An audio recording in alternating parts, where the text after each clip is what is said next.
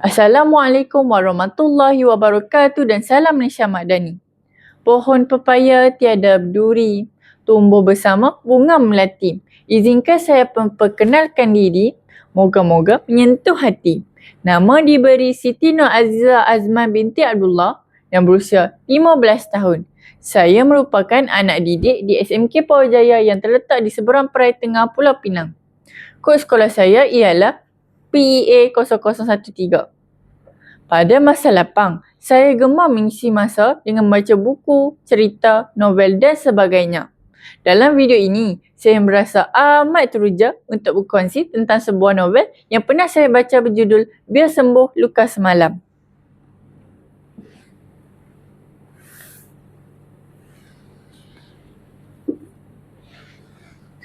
Novel Biar Sembuh Luka Semalam mengisahkan perjalanan hidup seorang remaja yang berdepan dengan luka dan kesedihan akibat pengalaman pahit masa lalu.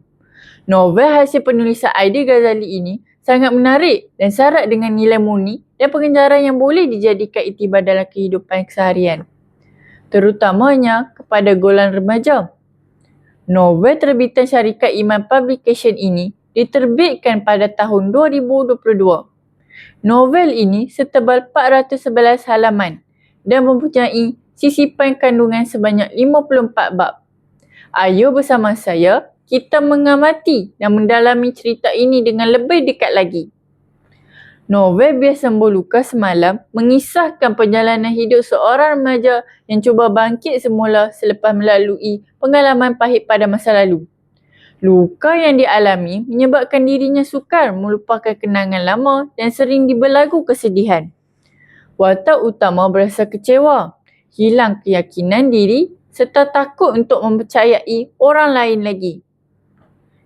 Keadaan ini menjadikan hidupnya tidak tenang dan penuh dengan konflik emosi. Namun begitu, dengan kehadiran keluarga dan sahabat yang sentiasa memberi dorongan, watak utama mula belajar menerima kenyataan bahawa setiap manusia pasti melalui ujian hidup. Sedikit demi sedikit, dia mencuba memaafkan kesalahan lalu, melupakan perkara yang menyakitkan hati dan membuka ruang untuk kebahagiaan baharu. Perjalanan untuk sembuh bukanlah mudah kerana dia perlu berdepan dengan pelbagai cabaran dan kenangan silam yang masih menghantui dirinya. Akhirnya, watak utama berjaya menemui kekuatan diri untuk bangkit dan meneruskan kehidupan dengan lebih positif. Novel ini membawa mesej bahawa setiap luka boleh sembuh jika disertai dengan kesabaran, ketabahan dan semangat untuk berubah. Pembaca juga diajar supaya tidak terus terperangkap dalam kesedihan masa lalu. Sebaliknya, berani melangkah ke hadapan demi masa depan yang lebih baik.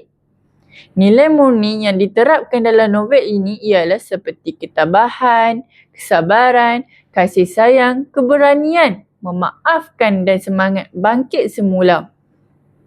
Pengajaran yang disampaikan oleh penulis dalam buku ini pula ialah tentang kita hendaklah kuat dalam menghadapi masalah hidup.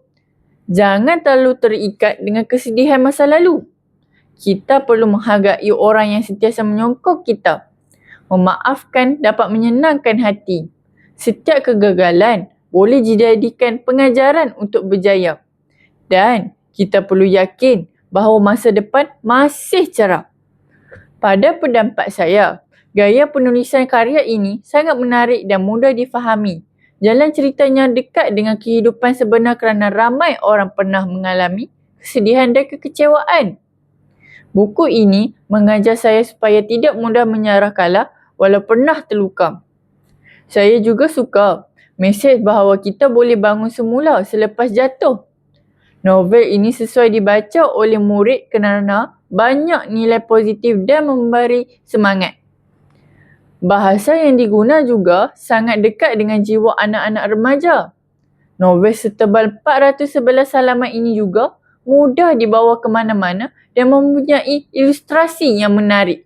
Sisipan bahagian glosari pada akhir halaman juga memudahkan murid seperti saya untuk mengetahui maksud-maksud perkataan yang digunakan dan dapat menambahkan kosakata yang sedia ada. Kesimpulannya, novel yang berjudul Biar Sambung Luka Semalam ini sangat menarik, memberi motivasi kepada pembaca dan mempunyai banyak pengajaran yang boleh dijadikan iktibar, terutamanya kepada pembaca yang bergolongan remaja. Sekian, terima kasih.